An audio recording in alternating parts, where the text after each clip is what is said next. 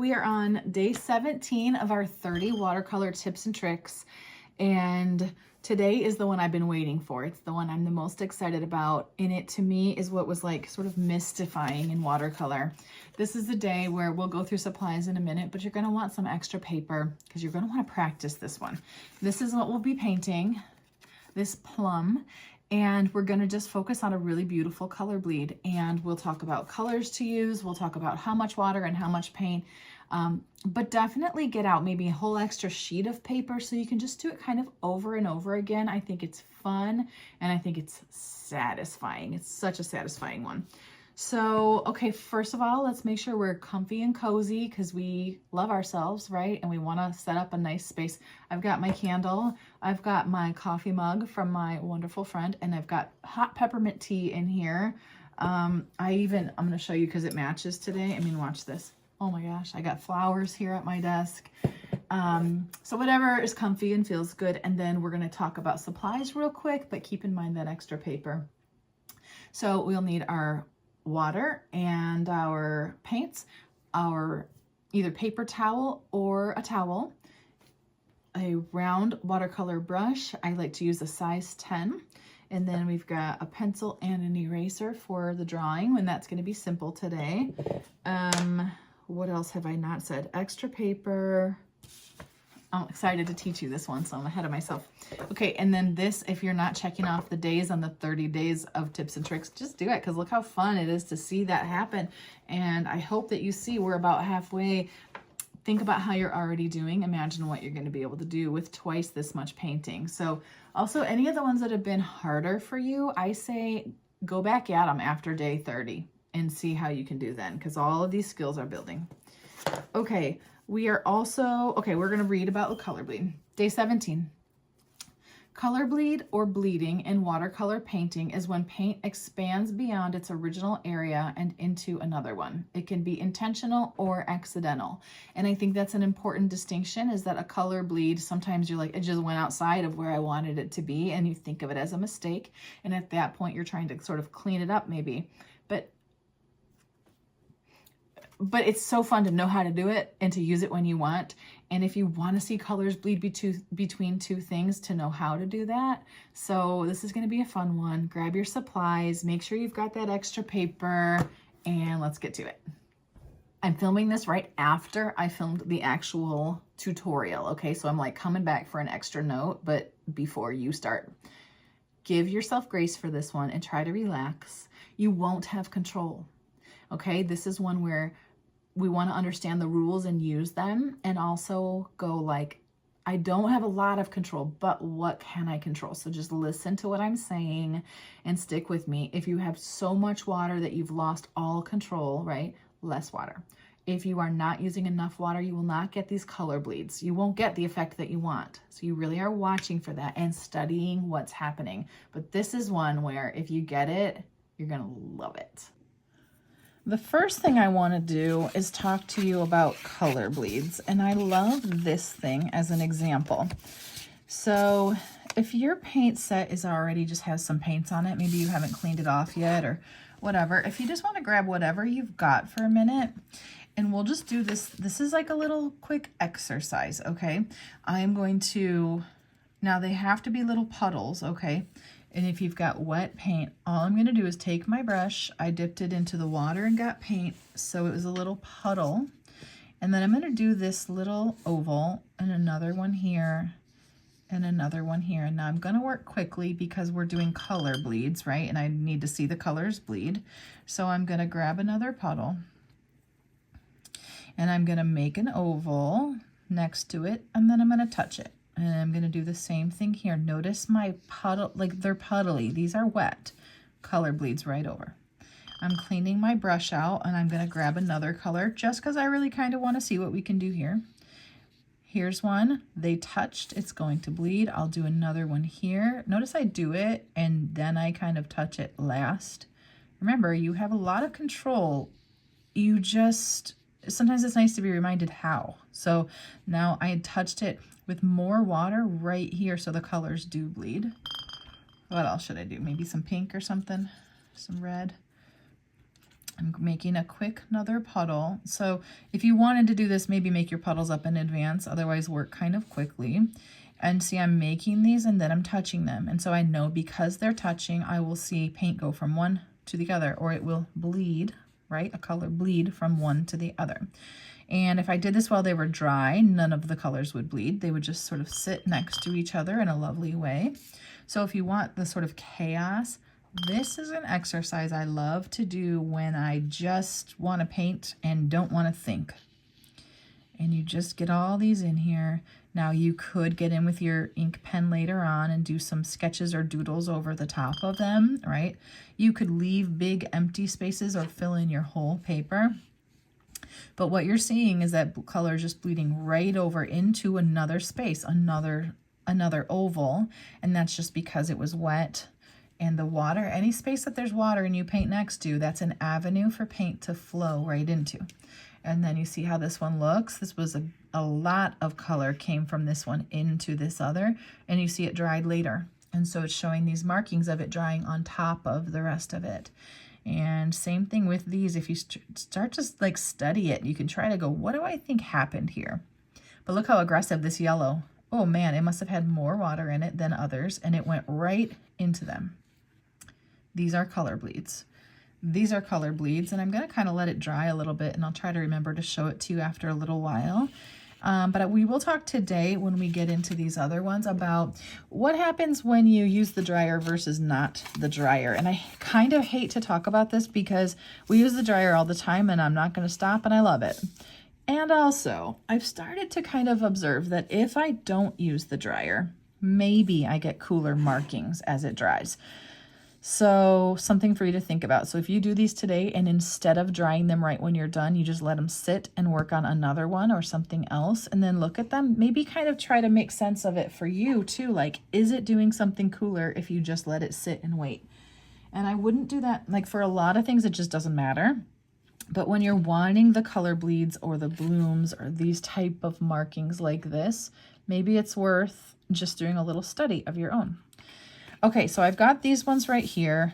I'm just going to show them to you. This is my favorite one. This is like the example one that we'll be using today. What I love about it is it's a very simple shape. We'll just start with like a big kind of oval shape here, right? We are going to leave the paper white right here in order to preserve that white space because watercolor is light to dark and we can't get it back if we don't do something in the beginning. And in this case, it's just to leave it white. We are going to fill in paint on this whole main space, and then we will load in these vibrant darker colors, and then we'll do the green paint afterwards. I like the shape that I created though with the purple paint here, and I like this space. Look at the difference with this one, which I did kind of quickly, and look, it's got kind of like these corners to it. Now, I'm not gonna lie, if somebody shows me this, I love it because of the color bleeds. They are the highlight of the show. But when I look at my white space created when I was putting in my purple paint, I wish I had kind of done that a little bit differently. And on this one, look, I just left it all the way between. So I definitely like when they connect. Okay, and we just have a bit of this. That's that really good sort of fruit look to it, right? This one got funky. So then, as always, if I don't care about it, I practiced with the ink and I thought like, what can I do? Still don't like it. You know what I actually want to see is I want to see this filled in. So I can do it later, but I mean, you got to be careful about how, and I'm not being careful right now. I'm not going to lie, but I like it better with the highlight just sort of stopping somewhere around here. But I did sketch over the top, and that's cute too. Like, you give me this as a gift and I'm happy. You know what I mean? All right, so let's see here. I have long sleeves on. I don't think it's going to work. I'm going to have to push those up. We are going to start with our kneaded eraser and our pencil. And since this is my favorite one, that's what we'll start to use. I got to get situated. Okay. And so we've already sort of observed the color, but let's observe the shape a little bit. I probably could see a straight line up here. If you look at that, it's kind of more flat on the top. There's a little bit of a point, but really not. I mean, it's just that I can see a straight line here and here, and that's helpful when we're doing these sort of simple shapes, right? So I think let's kind of begin. And if you're using the 3" by 3" paper, we're gonna go ahead and use these little tiny clues. Like I can fit my pencil alongside of it for my sort of, I don't want to get any further than that, but on the top my leaf gets kind of close. A little bit of extra space over here. So we can mark like, oh, I want to go to about here, right? And just guess. And once again, we'll talk about how when we press lightly with our pencil, we can easily erase, which means we can sketch freely, and that's what we want, because so then everything can start out wonky. Okay, so the leaf I just want to leave space for, so I'm gonna put a dot here with a lot, you know, more space up top so I can fit it in, maybe even a little bit lower. And then let's start to just put in, remember we're going to erase some things, so press light, and we're just going to curve it into this shape. Looking at this one, take a screenshot if you haven't, so you've got it. Although I think I really do leave it on the screen. I don't know if you need that, but. Okay, it's weird. Look at this. Not good, but I don't care, and I don't want you to care either, okay? Because we're just so nice to ourselves here. I want it to come up more. Do you see I'm just making these little changes? This shape helped me right here. Okay, and then we'll look, where did we find the straight lines? I know this is wonky. It's the beginning of any sketch that's wonky, but you just keep going, and then everything sort of builds on each other. This is a simple one, so there's not much to build, but still I think they always get better as we go. So you can get this line in here too, and if that's helpful to you, notice that this curve and this curve are pretty much the same, right? So that gives you something to work with.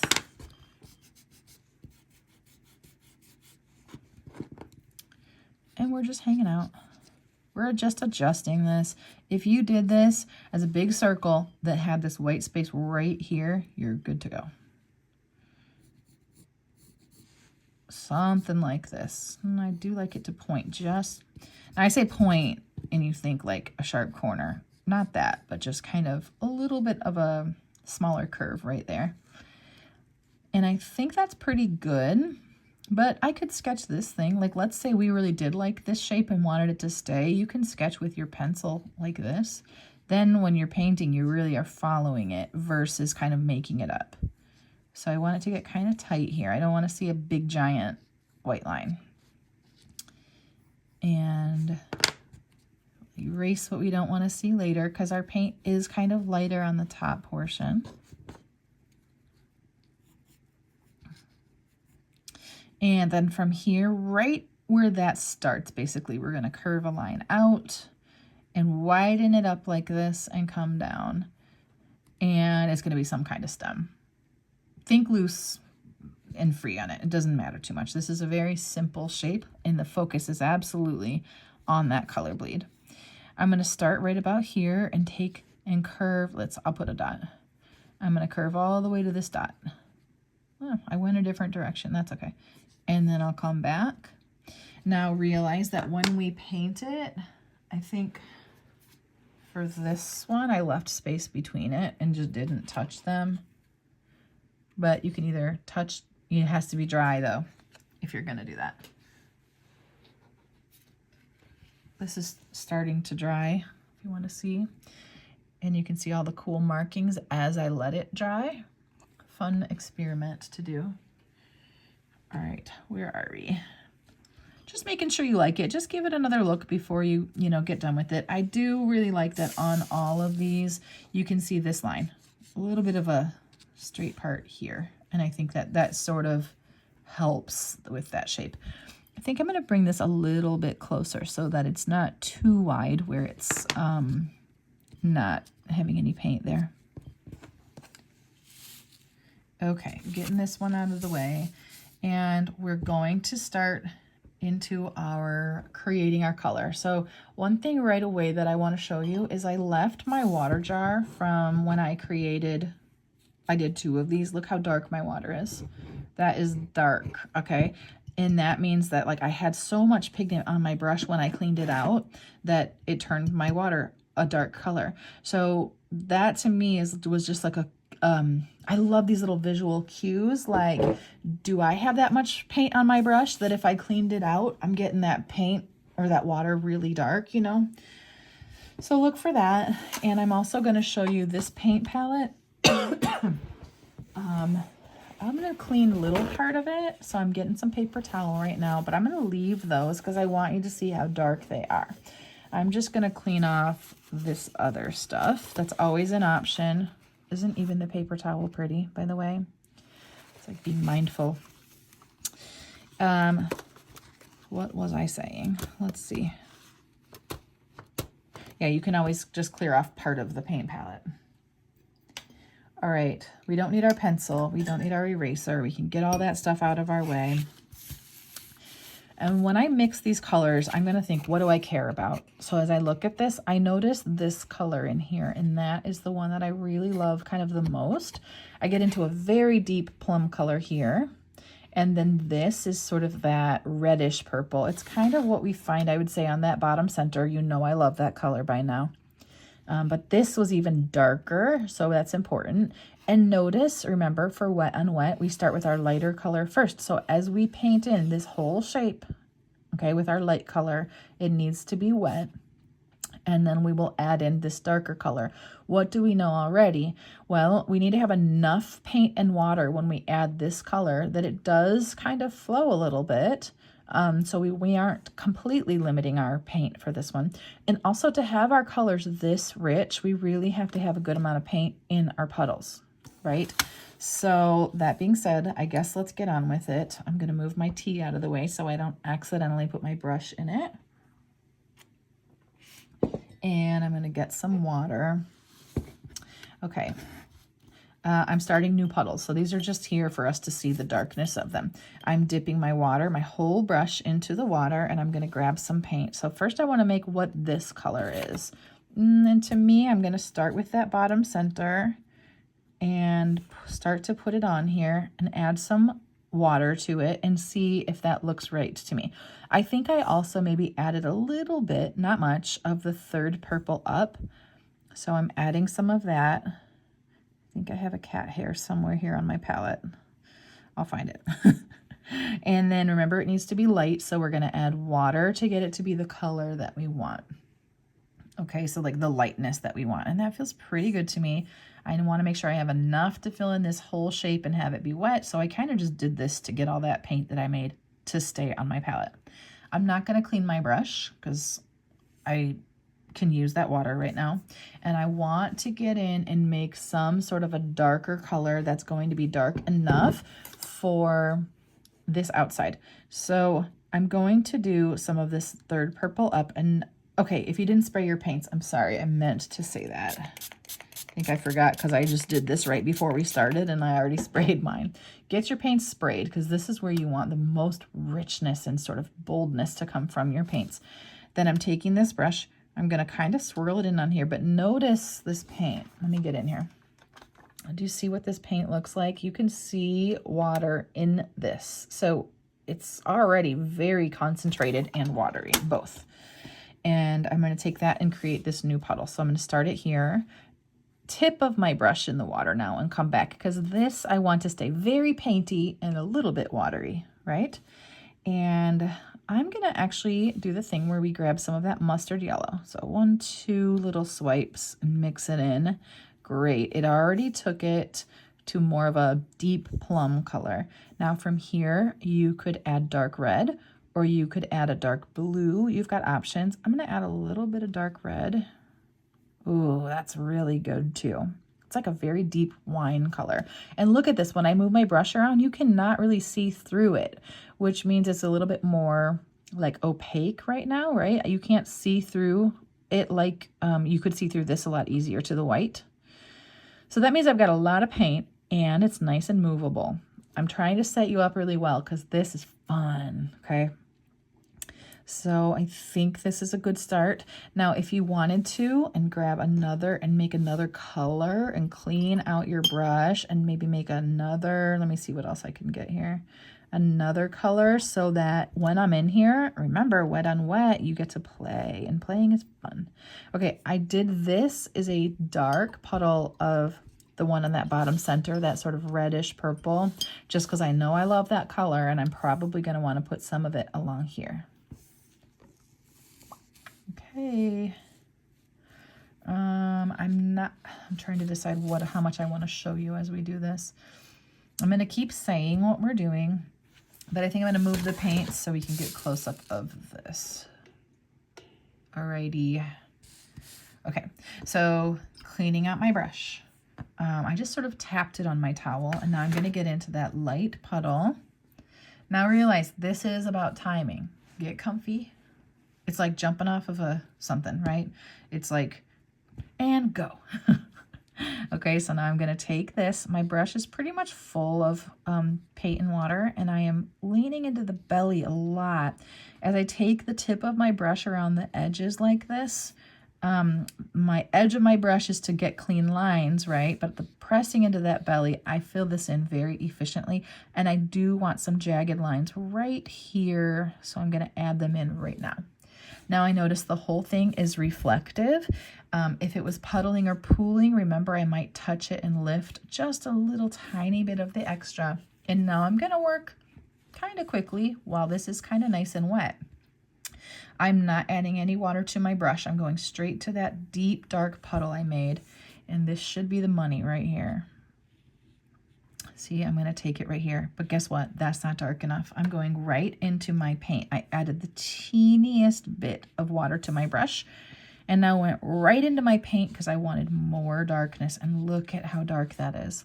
I'm going to add it here and here, and I'm going to stop and assess. So I'm cleaning out my brush, and I go, well, that's really light still. So I cleaned out my brush, and I'm going to go to kind of in between. So one of those darker puddles that I just made up. We'll do that. And I'm going to add it here. Now I see a different color. How cool is that? But I don't want that light line in between. So I'm going to play. This is wet on wet. You've done it before. You just did it actually. Let's see, on day 9 we did wet on wet, and you're getting more familiar. So trust yourself a little bit and get those colors in. If you do not see darkness and depth, I want you to do it again. And now that sounds so bossy. Look at me being bossy, right? But I know that people want this and sometimes stop thinking, oh, I can't do it. Yes, you sure can. So get that darkness in there. And I'm going in with a little bit darker again right here. And this is going to be mesmerizing.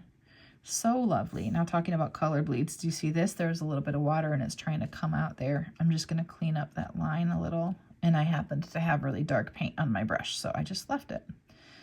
I am going to move this out of my way before I even do anything with the green. I'm not going to get out my dryer yet. I'm going to clean my brush out and set it down and draw another one. So, you know, I keep saying, just do a bunch, do 6 of them and pick your favorite. Okay, well, here we go. That didn't take us that long. And this is just 3 inches of paper, so this is not a big deal, right? I like how this had a straight line. I'm going to kind of sketch this. If you're like annoyed that I'm doing the sketch quickly, you just pause it for a minute. Look at the one you just did, or look at this little reference. You could even kind of do it this way first and then come around it. Just don't go too tall with it because we know that we want to add that leaf on there. And I'll get to here and I'll kind of add in that stem. Put a dot where I want my leaf to go. Make sure I have not too big of a gap here, but something to remind me that I'm going to leave this part blank and preserve the paper. Something's off about this, so I'm going to look. I think it needed to be a little bit taller this time. So whatever, just some little changes. If you're doing this very tiny, I'd make it a little bit bigger. Look at this. This is like 3 fingers. Okay. And we're going to do it again. Here we go.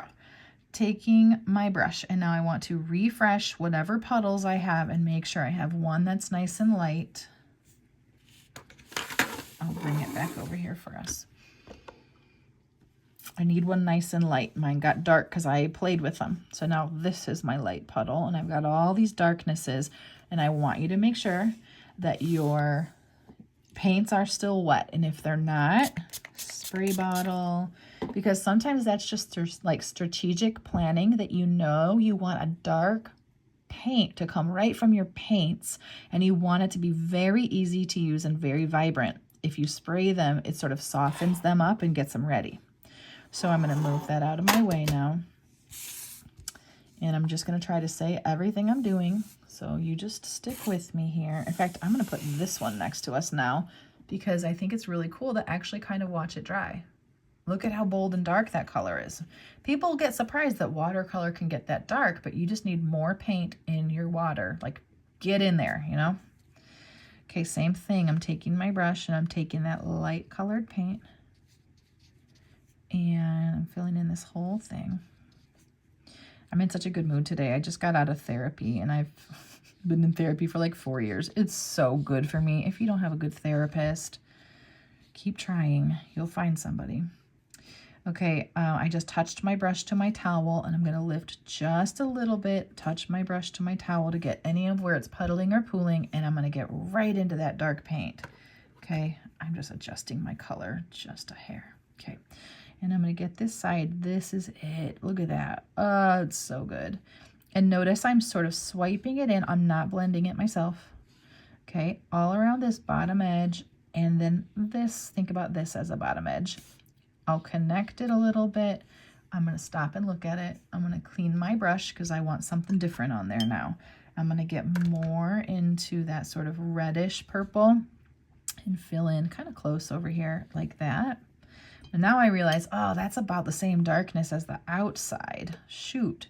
So I'm going to get this brush. I'm going to go right into my paints. I'll show you. And it's still decently wet, so I'm okay. And I'm going to go right in here and try to get one even darker. So now I'm adding like blue into it, like navy blue right into my purple. I still want the color that I want, but I want dark. Oh, it's going to be so good. Okay, moving it. Get back in there. It's all nice and wet. And right around, oh, I got a hair in there. Be careful if you get a hair in there. You might accidentally pull paint, so I'm actually going to leave it. And I'm going to take this really dark darkness and add it right to the edge. Now, remember our talk of light and shadow and like 3 different values. This is a stretch. It's not a great 3 values because very light, and these are both pretty dark. Okay, so I added the darkest in here, though, because I did want more of that. And if I wanted it to be closer to 3 values, I can clean my brush and lift some of this right now, but I might not get as cool of marking. So play with it if you want to play with it. Change the colors if you want. I'm going to introduce a new color here. And then stop, because you do want to see the color bleeds. The point is that what happens when water pulls paint and you didn't mix it yourself, you know? Okay, so here's what the other one is looking like, and you can see, whoop, that they're both very different. Do you love one less than the other? I mean, no, it's so good, right? Okay, so I'm going to let this one dry for a minute, and I'm going to look at this one to see if there's light reflecting over here, and there is not. So I'm going to get into my green. I'm cleaning my brush out real good. You may have to get fresh water if your water is as dark as mine is, but I'm actually going to test it and not. So I'm going to get into my lime green. I want a nice bright green. And I'm going to fill in right along here. Now, if it was wet, my colors would bleed. Today is about color bleed. If I don't want them to, I want to dry it first. This is nice and wet. I'll fill this in too. And then from here, why wouldn't we do another color bleed? So if you get right into one of your wet green paints, not puddles, but paints, and added some down here, right? It's just this beautiful wet on wet technique. This is also, it would be called a variegated wash, I think. Listen, I'm not always great about the names because I didn't really care about that. I just cared about what happens when I do this, you know? Hold on, let me look. I don't know if I'm teaching that one or not. Some of these I literally had to like practice the actual name. Yeah, variegated washes are when you mix 2 colors in wet on wet. They are less predictable than flat or graded washes, so it's hard to know exactly what the final results will look like. But that's kind of what we're doing. 2 colors in wet on wet, right? All right, so I love this and I'm obsessed with it. I hope you're liking yours, but what if you're not liking yours? What if we did it again and you didn't even sketch it first? Are you mad at me for saying that? I don't want to take like too long on this lesson where you're like, oh, that's enough already. But look, I haven't dried this one yet or this one. They're beautiful, right? And you get this highlight up here, and like, I love how we keep the paint light. Try not to take over these sections because that's what makes like such a strong impact. And what if we did it again now, and without sketching, you kind of, now realize you'd have to do this quickly because you do need it to be wet to load in that other color. But if I took like this and kind of created that shape-ish, my edges I probably won't like quite as much because I can't figure out shape as well without sketching it personally. But like, let's say I do this, it's all wet. I take away any puddling or pooling and I get right into one of those really deep colors, whether that's a puddle you created or it's right from your wet paints. And I just start to load in some of this darkness. And then I clean my brush out and get into a separate color that I made and I like. So now I can see some variety. In fact, I'm going to add some pink into it too and see what happens. Right? And now I see, what do we see? Let's look at it. We see really dark. This is also pretty dark. So now I decide I want to darken up that edge more. I'm going to get right into those paints and get kind of the darkest I can get. And so you have to be a little bit aggressive with your paints today. We're not being precious, okay? We're refilling that water when it needs it because it's so dark. And we're playing with this. Now, I don't want that much of just one light color. So for a minute, I'll play. I'm just going to grab something else, add it right here while it's wet. I don't want it to disturb what's around it too much, but realize this is all quite wet. And that is great. You'll probably be like, I don't have any control. You're absolutely right. You're controlling it a little bit to see what happens kind of when you don't control it. So now I'm adding this. Watch this. I'm going to let them touch. And I don't know how wet this is. But if it is wet, it will bleed. And I'm okay with that experiment. Right? So the more you study this, the more you will understand it. And on this one, I added a bit of a shadow to that stem by placing this darker green color on like the bottom side. So this is 4 different ones. And I could do this all day, and I've been painting for about almost 5 years now. The more you do, the more you'll understand what you're doing. So keep at it. I know this is simple, but also it's not at all. Am I right? I can just distinctly remember watching and watching and watching and rewatching videos to try to make sense of what was happening.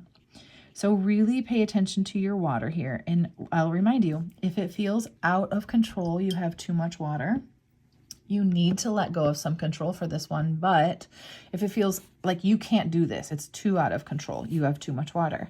If you're trying to do this and you are not getting bleeds and blends, then you don't have enough water, and what's happening is it's dry and it's not going anywhere. Remember, water is the avenue pulling the paint. So the further it goes is the more water there is pulling it, okay?